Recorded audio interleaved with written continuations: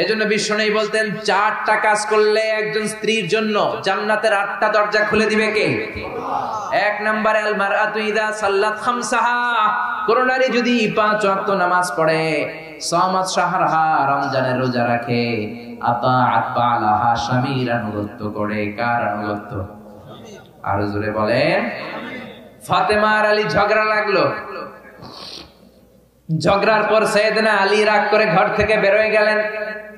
বিশ্বনবী প্রতিদিন ওনার কলিজার টুকরা নয়নের পুটুলি ফাতেমার সাথে দেখা করতে যেতেন। ওই দিনও দেখা করতে গেলেন। যে ফাতেমারে বললেন, ও ফাতেমা, আইনা আলী, আলী কই?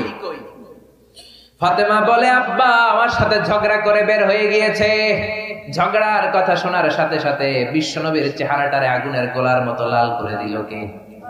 বিশ্বনবী ধমক দিয়ে ফাতেমারে বললেন, ফাতেমা খবরদার আলীর সাথে ঝগড়া করো না। আলী যদি তোমার উপর রেগে যায়, আলী যদি তোমার উপর নাখোশ থাকে, কিয়ামতের দিন আমি নবীর মেয়ে হওয়ার কারণে কোনো কিছু তোমার লাভ হবে না। আল্লাহ স্পেশাল ট্রিট তোমার করবে না, আলাদাভাবে তোমার কোনো ফ্যাসিলিটি দিবে না। আলী যদি তোমার উপর খুশি, আল্লাহ খুশি। আলী যদি নারাজ, আরশের মালিক আল্লাহ তোমার উপর নারাজ। চিল্লায় এখন ঠিক কি না? কোন স্ত্রীরা করলে, বিবি করলে, ওই মহিলার জন্য 8টা জান্নাতের দরজা খুলে দিবে কে? 1 নম্বরে নামাজ, 2 নম্বরে রোজা, 3 নম্বরে স্বামীর আনুগত্য, 4 নম্বরে লজ্জাস্থানের হেফাজতের দরকার আছে না নাই? স্বামীর অনুমতি ছাড়া ঘরের বাইরে যাওয়া যাবে না। স্বামীর অনুমতি ছাড়া ঘরের মধ্যে অপর পুরুষকে আসতে দেয়া যাবে না। স্বামীর অনুমতি ছাড়া স্বামীর ফোন গুলো ধরা যাবে না। আপনার হাজবেন্ডের বন্ধু ফোন দিলে আপনি ধরতে পারবেন না। ধরলেই বলবেন আপনার হাজবেন্ড কোথায়, যখন জিজ্ঞেস করবে আপনি বলবেন আমার হাজবেন্ড টয়লেটে গিয়েছে, বলি কাট, কেটে দিবে। কথা লম্বা করা যাবে? কথার পিঠে কথা, কথার নাম লতা। অনেক প্রশ্ন আসছে না? আচ্ছা, প্রশ্নের উত্তর দেবেন ইনশাআল্লাহ। এজন্য বিশ্বনবী বলেন, এই 4টা কাজ যদি কোনো নারী করে, নামাজ পড়ে, রোজা রাখে, স্বামীর আনুগত্য করে, লজ্জাস্থানের হেফাজত করে, এই 4টা কাজ করলে 8টা জান্নাতের দরজা ওই নারীর জন্য খুলে দিবে কে? জোরে বলেন কে? এই দায় দায়িত্বগুলো আমরা পালন করি না। স্বামীকে আল্লাহ যে দায় দায়িত্ব দিয়েছে এটা স্বামী পালন করবে, স্ত্রীকে যে দায় দায়িত্ব দিয়েছে এটা স্ত্রী পালন করবে। এগুলো নাই, এই জন্য ডিভোর্স বাড়তে শুরু করেছে বাংলাদেশে, ঠিক কিনা? তালাক বাংলাদেশে আছে না নাই?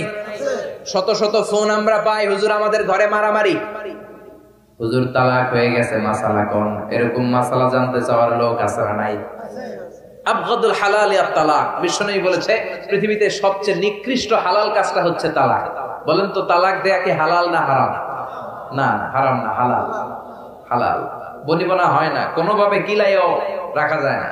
কি করবেন?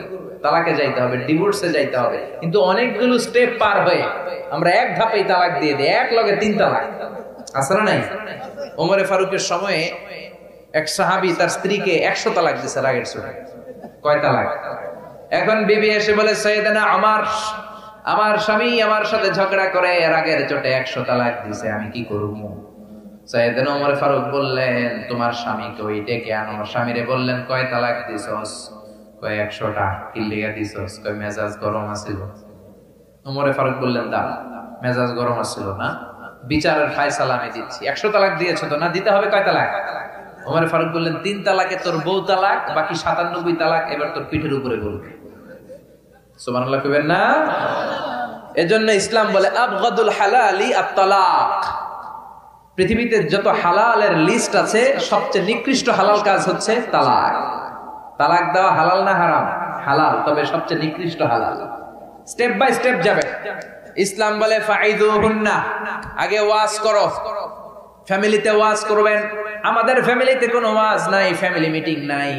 স্ত্রীরে নিয়ে বসবেন, ঝগড়া হলে সংলাপ করবেন, সমঝোতা করবেন। আমাদের 2 নেত্রী সংলাপ করে না তো কি হইছে? আমরা সংলাপ করব ঘরে, ঘরে বসে বসে সংলাপ করবেন, সমঝোতা করবেন, মিলিয়ে দেওয়ার চেষ্টা করবেন। মিলিয়ে দেওয়া সবচেয়ে ভালো কাজ। প্রথমে আল্লাহ বললেন ফাইদুহুন্না, স্বামী স্ত্রীর ঝগড়া হলে কি করবেন শুনে নেন।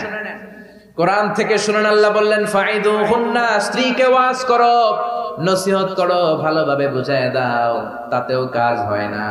2 নাম্বার, বিছানা আলাদা করে দেন। ওয়াহজুরুহুন্না ফিল মাদাজি, আপনি এক রুমে ঘুমাবেন।